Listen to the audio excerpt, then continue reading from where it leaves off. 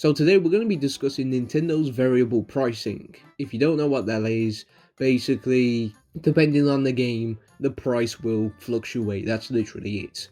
But we have seen an interesting shift in it lately, namely with two games in particular, and that's the new Star Fox and Splatoon Raiders, both of them being about £40 each. Well, I think Splatoon Raiders is $41.99 and then Star Fox is $42.99. I don't know why. There's a pound difference there, but anyway, they're on the cheaper end, which I hope doesn't mean those games are bad or anything. I don't think it means that, but well, Star Fox, I can see why they price it at that. You know, it's a niche franchise and all, but Splatoon's a lot more popular, so I'm actually shocked that they priced it at around 40 instead of 50. I thought 50 was going to be the price of that game, but apparently not. So I just hope that doesn't mean Splatoon Raiders is a bad game or just really short or basic.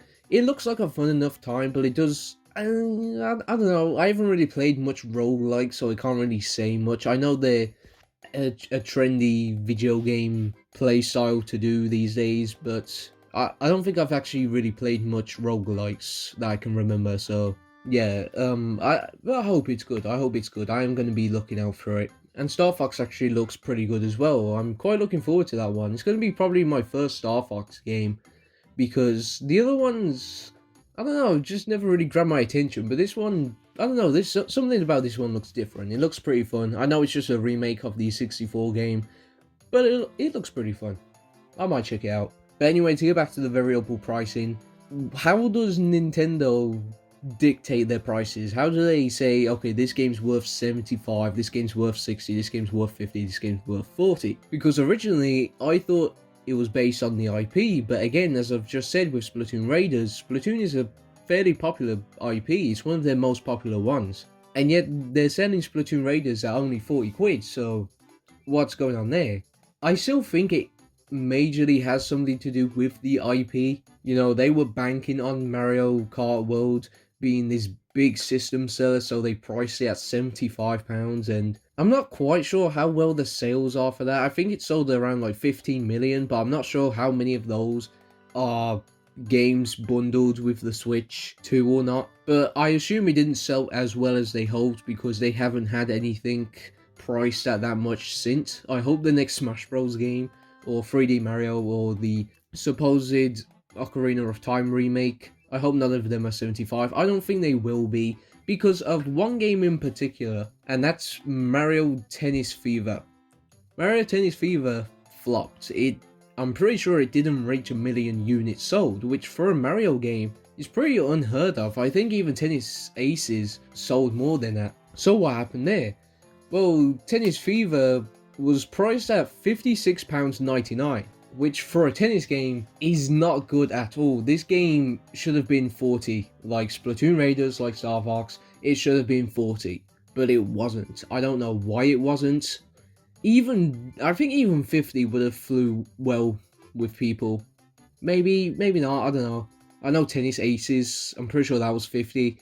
Tennis Fever, it should have been 40, because people were already upset with some of the prices of the Switch 2 games. So when you put your tennis game at $56.99, of course it's not going to go over well, and it hasn't. And I think the funny thing I keep seeing online is that Mario Tennis Fever was like this sacrifice Nintendo done. So now we get more reasonably priced games, and Mario Tennis Fever was just this sacrifice. It's just this thing that had to flop in order for the other games to get priced more reasonably, and that's kind of a funny thought. And it's probably true, to be fair, because obviously Mario as an IP is the most popular IP in the world. It's one of them anyway. One of the most popular IPs in the world is Nintendo's best moneymaker. So therefore, you know, they could price a tennis game at £56.99. I'm pretty sure that was the price anyway. Let's just say 57. It was £57 here in the UK. I don't know about anywhere else, but £57, that's how much it was in the UK. You can convert that using Google or whatever if you want to. But anyway, of course people weren't gonna be on board. It's a tennis game. It's not FIFA. It's a tennis game with Mario in. Of course it wasn't gonna do that well. And to be honest, Nintendo didn't really do any favors for it. in terms of like the advertising department, because it just looked like another Mario Tennis game. There was nothing really special about it. They had the new racket feature, which is a cool feature. Like, the game looks fun. This is my problem with it. The game actually looks fun, and if the game was £40, I probably would have brought it day one.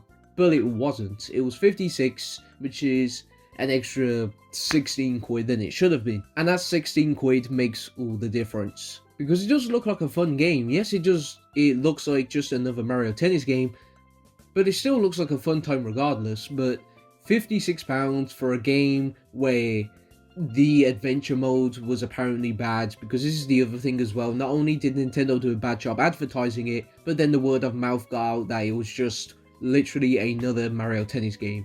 There was nothing really special about it. It was fun, but like so are the others, you know, except for Ultra Smash, I guess. So when the bad press got out that the adventure mode was bad, there weren't really much single player content. You couldn't join friends on ranked online.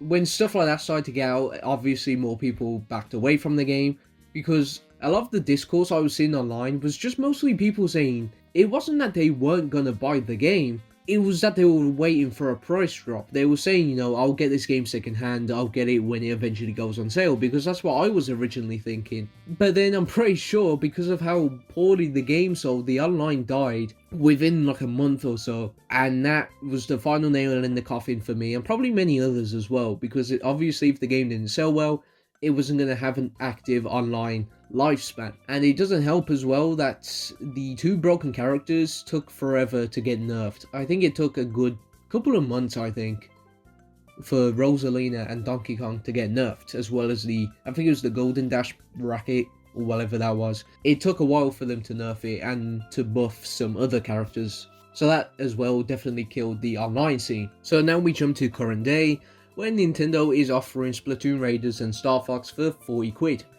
Which are decent prices. I mean, it's still not the best prices, but I mean, we'll just have to wait and see if the games are any good or not. But that still begs the question, why on earth was Mario Kart World 75? That one I really do not... I mean, I do... Again, I get it. It goes back to the IP thing, because I originally thought, you know, IP was what dictated all the prices, and I'm pretty sure that's still the reason. But again, Splatoon Raiders kind of throws a spanner in the works, or whatever the saying is, because Splatoon is one of the most popular IPs. You know, it goes Mario, Zelda, Animal Crossing, and then Splatoon. Splatoon is like the fourth most popular one, unless you want to count Pokemon, then Pokemon's at the top. But the game's only £40, whereas Mario Kart World is a whopping 75, and this is because it's got nothing to do with quality. This is why I'm so confused. It's got nothing to do with the quality of the game, because Donkey Kong Bonanza is one of my favorite games of all time. That is one of the best Switch games. One of the best Switch 2 games, and that was £60, which is still a price I don't agree with. But why was that cheaper than Mario Kart World, where I'm pretty sure the general consensus of Mario Kart World is that it's a fine game, but I don't know where the hell they got 75 from. I mean, I know at the end of the day it was the IP. They thought, hey, Mario Kart 8 Deluxe sold like 100 million copies, so Mario Kart World might do the same. It didn't, because people actually have a brain, surprisingly. You wouldn't think that, but they do. People can indeed vote with their wallets when they want to. I suppose another game that was kind of like a sacrifice to get better game prices was Metroid Prime 4. Because Metroid Prime 4, the Switch 2 edition anyway, I'm pretty sure that was 50 at launch.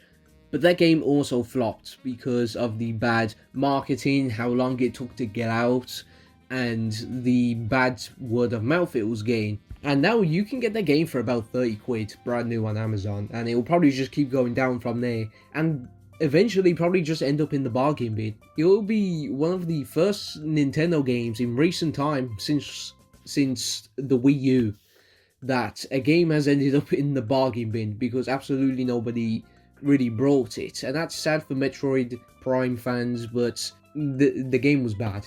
I haven't played it, but from what I see and what I hear, I can tell that I wouldn't enjoy the game at all. So maybe that too is one of the reasons why now we're suddenly getting all these £40 games. But at the end of the day, we may never know. Nintendo's way of thinking. We may never know. I mean, they recently upped the price for the Switch 2 console. They haven't really announced a price here in the UK, but everywhere else it's going up by about 30. I assume it would probably be the same here, which is a bit weird because the console actually dropped down by about £30. So I wonder if it's just going to shoot back up to the original price or if it's going to go up an extra 30 from the original base price it was at launch.